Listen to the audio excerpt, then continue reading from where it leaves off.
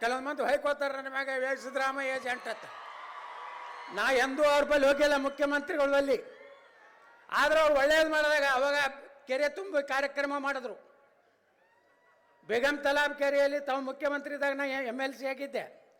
ಅವಾಗೂ ನಿಮ್ಗೆ ಅಭಿನಂದನೆಗಳನ್ನು ಧನ್ಯವಾದಗಳನ್ನು ನಾನು ಸಲ್ಲಿಸಿದ್ದೇನೆ.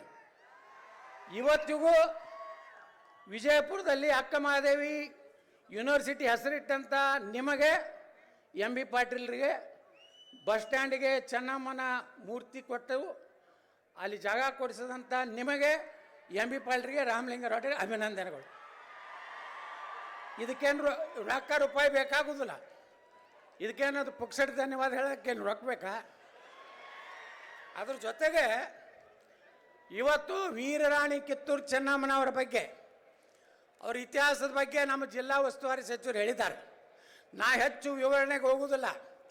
ಆದರೆ ಇನ್ನೊಂದು ವಿಚಾರವನ್ನು ನಿಮ್ಗೆ ಹೇಳಬೇಕು. ಇಲ್ಲಿ ಸಂಗೊಳ್ಳಿ ರಾಯಣ್ಣನ ಪೂರ್ವಜರು ಬಿಜಾಪುರ ಜಿಲ್ಲೆ ಅವರೇ.